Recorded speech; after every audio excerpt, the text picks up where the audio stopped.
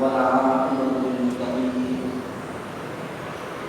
والصلاة والسلام على سيد الأنبياء والمرسلين وعلى آله الطيبين الطاهرين وأصحابه الأكرمين أجمعين أما بعد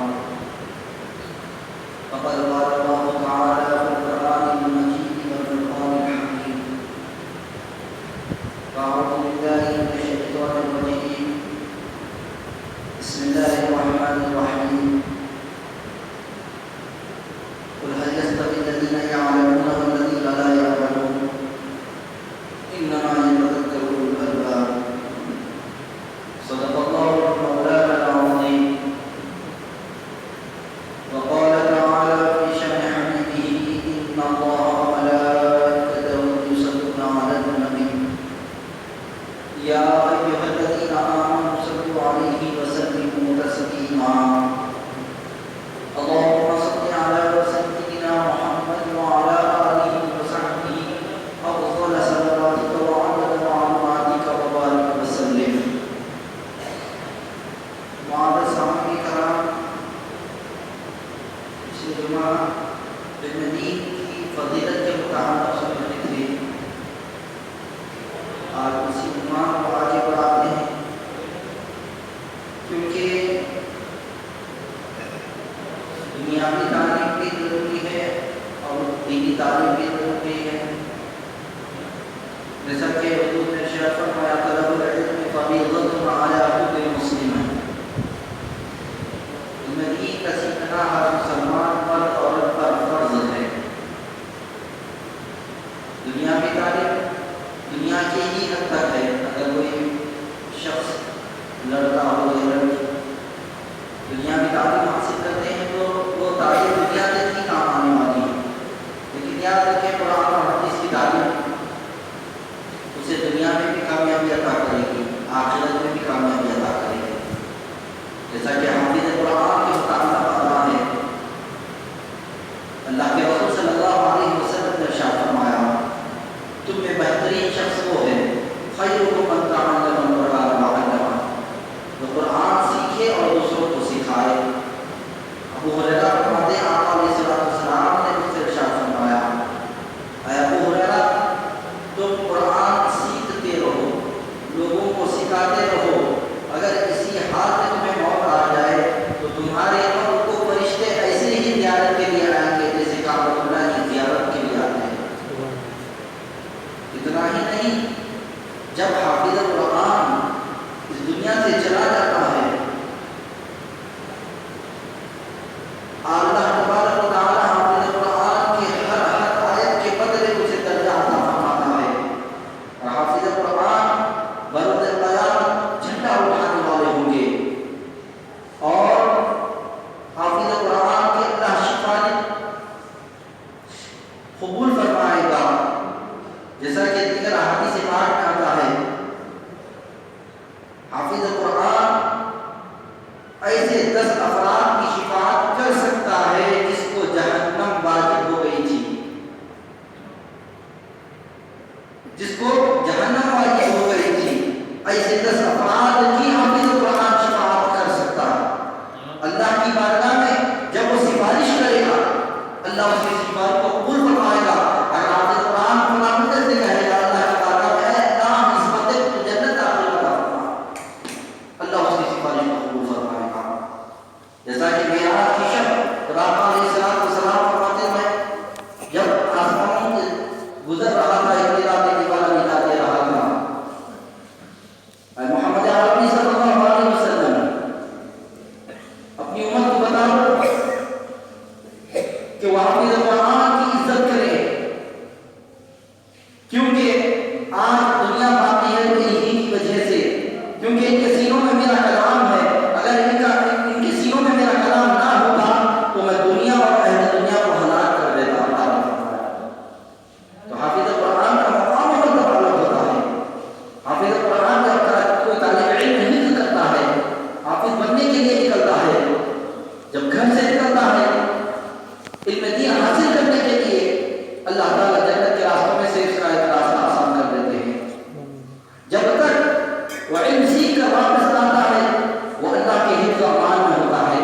اس کے ہر قدم پر نیکی لکھی جاتی ہے۔ بتاؤ دنیا کی تعلیم حاصل کرنے پر کوئی نیکی لکھی جاتی ہو؟ بتاؤ ایسی کوئی کتاب بھی ہوگی جو صبح سے شام تک پڑھنے پر اجر و ثواب ملے گا، اس کے ایک ایک کو پڑھنے پر اجر و ثواب ملے گا؟ یا نہیں؟ تو ایسا کوئی درجہ ہوگا کہ یہ درجے تک پہنچے گا دنیا میں تعلیم کرتے ایس ایس سی پاس کر دے، انٹر پاس کر دے تو اسے اتنا ثواب ملے گا؟ یاد رکھیں دنیا میں ایک واحد کتاب ایسی ہے جس کو دیکھنے پر بھی اللہ ثواب دیتا ہے، جس کے چھونے پر اللہ ثواب دیتا ہے، جس کے پڑھنے پر اللہ اجر و ثواب دیتا ہے، پڑھ کر عمل کرنے پر اجر و ثواب دیتا ہے، وہ واحد کتاب قرآن مجید ہے۔ معاذ سامنے کا ایسی کوئی کتاب نہیں ہے دنیا کی جس کے پڑھنے پر، جس کے چھونے پر، جس کے چومنے پر، جس کے دیکھنے پر اجر و ثواب ہو، لیکن قرآن مجید پورے دنیا میں ایک واحد کتاب ہے جس کے دیکھنے پر بھی اللہ ثواب دیتا ہے، جس کو چومنے پر، آنکھوں پر لگانے پر بھی اللہ ثواب دے رہا ہے، اس کو پڑھنے پر بھی اللہ اجر و ثواب دے رہا ہے، یہاں تک کہ پڑھ کر اس پر عمل کرنے، سمجھنے پر بھی اللہ تعالیٰ اجر و ثواب دیتا ہے۔ تو ہمیں چاہیے قرآن اپنے بچوں کو حافظ قرآن اپنی تعلیم کی طرف رغبت دلائے۔ معاذ سامنے کا کیونکہ حضور نے فرمایا جو علماء کی توہین کرتے ہیں، آج کہاں نہیں ہوئے علماء کو حقیقی نظر سے دیکھا جاتا ہے، حافظ قرآن کو حقیقی نظر سے دیکھا جاتا ہے۔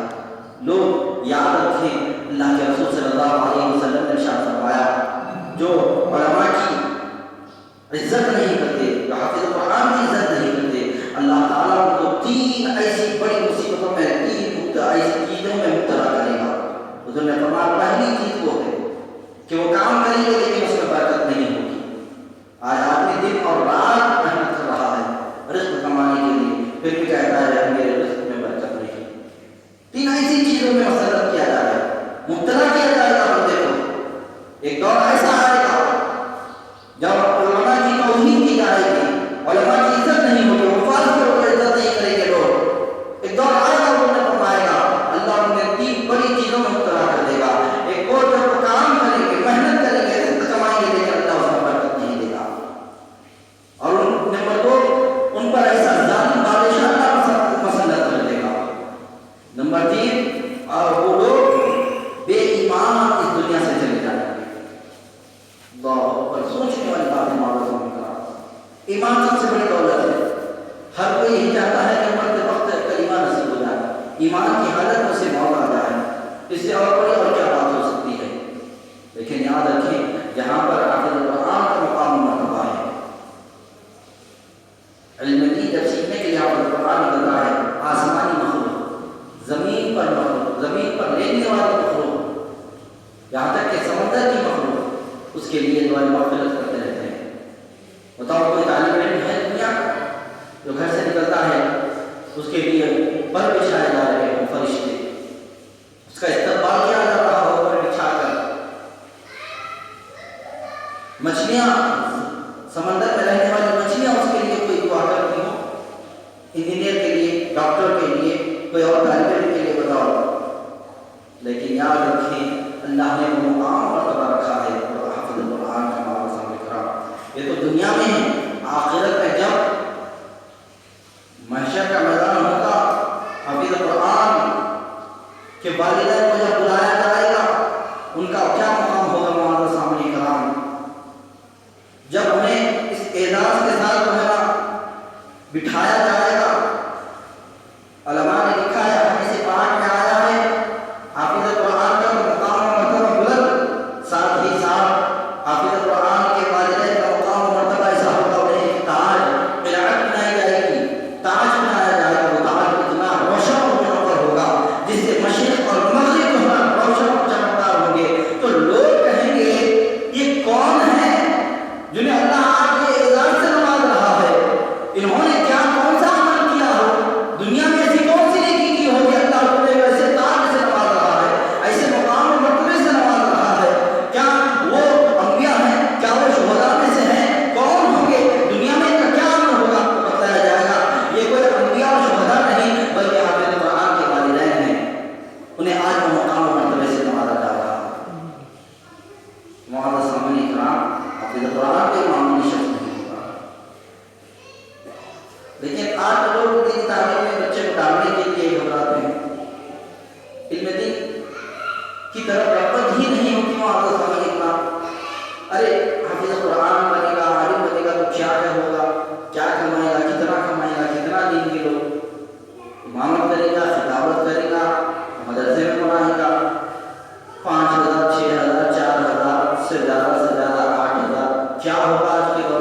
تم کون ہوتے ہیں میں کہتا ہوں رزق کا فیصلہ کرنے والے؟ زمین پر رہنے والے کیڑے کو اللہ جب رزق پہنچاتا ہے، ہم تو اشرف المخلوقات، پھر اس میں حافظ القرآن علی الدین کا ذمہ تو اللہ نے خود دے رکھا ہے، تم کون ہوتے اس رزق کا فیصلہ کرنے والا؟ تم خود اپنے رزق کا فیصلہ نہیں کر سکتے تو دوسرا کا رزق کا فیصلہ تم کیا کرو گے؟ تمہارا سمجھنا ایسا نہیں ہے. حافظ القرآن بھوکا پیٹ سوہتا ہی نہیں، اللہ اس کے رزق کا ذمہ لیا ہے، جب ہمیں پہنچا رہا ہے، زمین پر رہنے والی مخلوق کو پہنچاتا ہے، تو پھر حافظ القرآن علی الدین کیوں نہیں پہنچاتا؟ حافظ القرآن کا بہت مقام بہت بلند ہے. پھر عالم کی بھی فضیلت اسی ہے. محمد صلی اللہ علیہ وسلم علم دین جو حاصل کرتا ہے، عالم یعنی قرآن اور حدیث کے مجموعے کا نام، یعنی احادیث کی تعلیم جو حاصل کرتا ہے. آپ حدیث کہتے ہیں کس کو ہے؟ بتلایا گیا آقا علیہ السلام کے افعال کو، اقوال کو حدیث کہتے ہیں. قرآن مجید میں اللہ نے حج فرض کیا، روزوں کو فرض کیا، نماز فرض ہے، زکوٰۃ فرض ہے، ہر ایک کا ذکر ہے قرآن مجید میں. روزے کا بھی ہے، حج کا بھی ہے. وَأَقِيمُوا الصَّلَاةَ وَآتُوا الزَّكَاةَ، نماز کو قائم کرو اور زکوٰۃ دو. وَلِلَّهِ عَلَى النَّاسِ حِجُّ الْبَيْتِ مَنِ اسْتَطَاعَ إِلَيْهِ سَبِيلًا. اللہ فرماتا ہے جو کوئی حج کی استطاعت یعنی اتنی رقم رکھتا ہے جو حج کر سکتا ہے اس کے اوپر فرض ہے. وَلِلَّهِ عَلَى النَّاسِ حِجُّ الْبَيْتِ، اللہ کے لیے، اللہ کے گھر کو جانے کا اتنی رقم اس کے پاس ہو، حج فرض ہو جاتا ہے. وَأَقِيمُوا الصَّلَاةَ وَآتُوا الزَّكَاةَ، نماز قائم کرو، زکوٰۃ دو. کتب علیکم الصیام، تم پر روزے فرض کیے گئے. ہر ایک کا ذکر ہے، لیکن قرآن مجید میں صراحت کے ساتھ یہ ذکر نہیں ہے کہ تم، اللہ نے تمہیں بتلا دیا آپ الصلاۃ وآتوا الزکاۃ، نماز قائم کرو، زکوٰۃ دو، لیکن نماز، فجر کی نماز کا ذکر نہیں، ظہر کی نماز کا ذکر نہیں. فجر کی اتنی رکعت پڑھو، ظہر کے 12 رکعت پڑھو، عصر کے 8 رکعت، جمعہ کے اتنے، عشاء کے 17، مغرب کے 7. آپ کو کہیں نہیں ملے گا پورے قرآن پڑھ لو. حج فرض ہے، لیکن حج کے واجبات کیا ہیں؟ حج کے حکم کیا ہیں؟ طواف کس طرح کرنا چاہیے، عمرہ کس طرح کرنا چاہیے، اس کا طریقہ آپ کو قرآن مجید میں نہیں ملتا. آنا ہو تو حدیث میں آنا ہوگا، آقا کے در پر آنا ہوگا. آقا علیہ السلام کے افعال اور اقوال کو اللہ نے شریعت کا درجہ دے دیا ہے. زکوٰۃ دو، لیکن کتنی دینا زکوٰۃ؟ مالدار شخص کتنا ہونا چاہیے، سونے کی زکوٰۃ کتنی، چاندی کی کتنی نکالنا ہو، جانوروں کی کتنی نکالنا ہو، تجارت اور کاروبار والا ہو اس کی کتنی زکوٰۃ نکالنا ہو، اس کا آپ کو قرآن مجید میں ذکر نہیں ہے. تو حدیث پاک میں آنا ہوگا.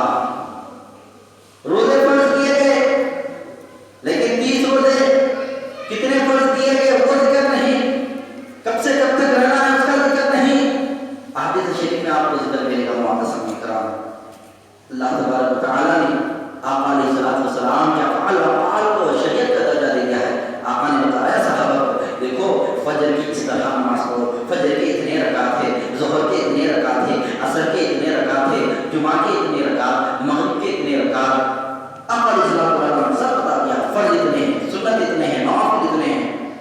آقا نے بتایا زکوٰۃ دو تو سونے کا نصاب اتنا ہونا چاہیے، چاندی کا نصاب اتنا ہونا چاہیے، مالی تجارت اتنی ہونی چاہیے، کوئی کسی کے پاس رقم ہو تو اتنی ہونی چاہیے، جب جا کر وہ صاحب استطاعت کہلاتا ہے اور اسے زکوٰۃ دینا ہوگا. آقا نے بتایا حج رکن پر فرض ہے، وہ ساری زندگی میں ایک مرتبہ فرض ہے، اور حج کا رکن اس طرح ہے، اس کے واجبات اس طرح ہیں. حج کے اندر اتنے فرائض ہیں، اتنے واجبات ہیں، اتنے ارکان ہیں. طواف اس طرح ہونا چاہیے، اور جو ہے نا آپ کو جو ہے نا آقا علیہ السلام نے بتایا روزے اس طرح رکھنی چاہیے، سحر کا ٹائم یہ ہونا چاہیے، افطار کا ٹائم یہ ہے. 30 روزے رکھو، چاند دیکھو تو روزے شروع کرو، تراویح شروع کرو، پھر چاند دیکھ کر دوسرا چاند دیکھ کر روزے کو چھوڑ دو، تراویح کو چھوڑ دو. سب احادیث شریفہ میں موجود ہے. اللہ کے رسول صلی اللہ علیہ وسلم نے خدمت حدیث کے، جو حدیث کی خدمت کرتے ہیں، حدیث کا درس دیتے ہیں، ان کے اوپر اللہ کے آقا علیہ السلام کی خصوصی دعا ہے. معتصم کرام، نزل اللہ من سمع منا حدیثا فبلغه، حضور نے فرمایا خوشحال رکھے اللہ اس شخص کو جو میری حدیث سنتا ہو اور دوسروں کو سناتا ہو، دوسروں تک پہنچاتا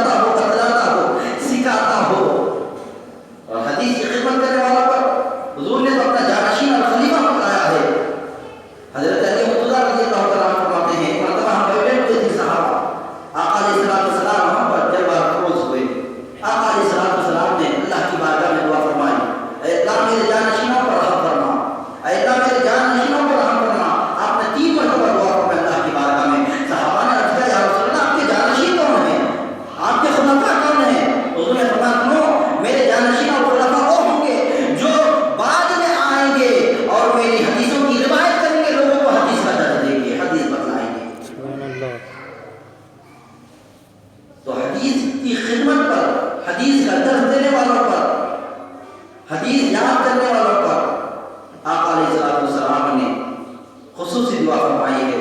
جیسا کہ ہماری روایت میں آتا ہے نا، آقا علیہ الصلوۃ والسلام ارشاد فرماتے ہیں 40 احادیث جو دینی معاملات میں سے ہو، اس کے روزمرہ معاملات میں سے ہو، کام آنے والے 40 احادیث کو یہ بندہ یاد کرتا ہے، سنو بروز قیامت میں اس کی شفاعت کروں گا اور اللہ کی بارگاہ میں اس کے ایمان کی گواہی دوں گا. اللہ کے رسول فرمایا.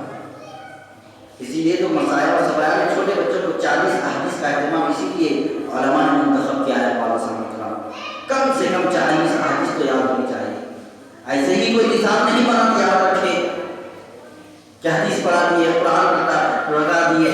ہر چیز میں علماء کی حکمت ہے، فقہاء کی حکمت ہے. مولانا صاحب کرام اسی لیے 40 کی تعداد تو بہت بڑی ہے. مولانا صاحب کرام 40 احادیث منتخب تو کیے گئے ہیں اسی کی بنا پر. حضور نے فرمایا 40 حدیث جو کوئی بندہ یاد کرے گا، میرا جو کوئی امتی یاد کرے گا اور عمل کرے گا، اس کے دینی معاملات میں سے فائدہ پہنچے گا دنیا اور آخرت میں. سنو بروز قیامت میں اس کی شفاعت کروں گا اور اللہ کی بارگاہ میں اس کے ایمان کی گواہی دوں گا. کون؟ حضور فرما رہے ہیں مولانا صاحب. حدیث یاد کرنا، حدیث پر عمل کرنا، دینی معاملات، دینی مجالس میں بیٹھنا بہت بڑی فضیلت ہے. مولانا صاحب کرام حافظ عالم حدیث علم حدیث کا حاصل کرتا ہے.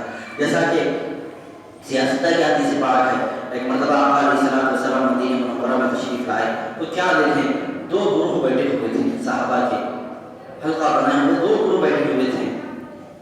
حضور تشریف لائے، حضور نے دونوں کو دیکھا. ان میں دین حاصل کرنے کی فضیلت بتا رہا ہوں. طویل حدیث ہے، میں انشاءاللہ اختصار کے ساتھ میں آپ کے ساتھ رکھوں گا. 2 گروہ کو دیکھ کر حضور نے فرمایا دونوں کے برحق ہیں. ایک گروہ جو تھا صحابہ کا، جو بیٹھے ہوئے تھے 10-15 صحابہ ایک جماعت بنا کر، ایک 10-15 صحابہ ادھر بیٹھے ہوئے تھے. ایک ذکر و اذکار ہو رہا تھا، ایک ذکر میں، ایک مجلس، ایک حلقے میں اللہ کا ذکر ہو رہا تھا اور دوسری مجلس میں مسائل سمجھائے جا رہے تھے دین کے تعلق سے. حضور نے فرمایا یہ دونوں برحق ہیں، لیکن دونوں میں افضل جہاں پر تعلیم دی جا رہی تھی نا، علمی مسائل بتائے جا رہے تھے، دین کے متعلق مسائل سمجھائے جا رہے تھے، اس کو آقا نے افضل قرار دیا گیا اور آپ وہیں پر تشریف فرما. تو جہاں پر دینی مسائل سکھائے جاتے ہیں نا، وہ مجلس نوافل بتلایا گیا. علماء نے لکھا ہے مولانا کرام، ایک مسئلہ سیکھنا اور اس پر عمل کرنا 1000 نوافل 1000 رکعت نوافل پڑھنے سے بہتر ہے. ایک مسئلہ سیکھنے والی مجلس میں جا کر بیٹھنا، علم دین حاصل کرنے کی اتنی بڑی فضیلت ہے. مولانا کرام بتاؤ دنیا کی کوئی ایسی تعلیم ہے جہاں پر ایک مسئلہ سیکھنے پر بھی ایک جو ہے نا، ایک دن ایک 10 رکعت کا بھی 100 رکعت کا بھی ثواب ہوتا ہو، یا ایک دن کی عبادت کا فضل؟ مختلف اقوال علماء کے مولانا صاحب کرام. کوئی نے بتایا ہے رات بھر عبادت کرنا، نفل نمازیں پڑھنے سے افضل ہے دین مسائل کو سیکھنا. اور عالم کی فضیلت عابد پر اس طرح حضور نے فرمایا جس طرح چلتے رات کی چاند کی فضیلت باقی ستاروں پر ہوتی ہے، اس طرح ایک عبادت گزار سے بڑا جو ہے نا مقام و مرتبہ عالم کا ہے. عبادت گزار عابد کا بھی مقام و مرتبہ ہے، نہیں کوئی بھی نہیں موجود. اس کا الگ ہے. عالم کا سنا کی عبادت میں بتایا گیا ہے مولانا صاحب کرام. جیسا کہ ایک واقعہ ہے، وقت اجازت نہیں دیتا مولانا صاحب کرام، انشاءاللہ پھر میں آپ حضرات کے سامنے رکھوں گا. بس یہی عرض کرنا ہے کہ ہمیں جہاں تک ہو سکے علم دین سے واقف ہونا ہے، دینی تعلیم سے واقف ہونا ہے، ہمارے ضروری مسائل سے واقف ہونا ہے. مولانا صاحب کرام غسل کے ہو، طہارت کے ہو، نماز کے متعلق ہو، قرآن کے متعلق ہو، حدیث کے متعلق ہو، سیکھیں. علم طلب العلم فریضۃ علی کل مسلم بتلا، اور مسلمان مرد عورت، خواہ مرد ہو یا عورت، علم دین سیکھنا اس پر فرض ہے. اتنا تو علم جو اپنے روزمرہ زندگی میں جو مسائل ہوتے ہیں، یاد رکھیں جب ہماری طہارت ہی صحیح نہیں ہے. آج نوجوان ایسے کئی ہیں مولانا صاحب کرام جن کو طہارت لینا نہیں آتی. میں نے میری آنکھوں سے بھی دیکھا ہے مولانا صاحب کرام جو پینٹ پہنتے ہیں، وہ جینس پینٹ، جب طہارت کے لیے بیٹھتے طہارت لیتے اٹھتے پھر پیشاب کے خطرے چلے جاتے، پورے پینٹ پورا گر کر چلے جاتا ہے. وہ آتے وہی وضو بنا لیتا، پھر ویسی نماز پڑھتا، اس کی طہارت ہی صحیح نہیں ہے.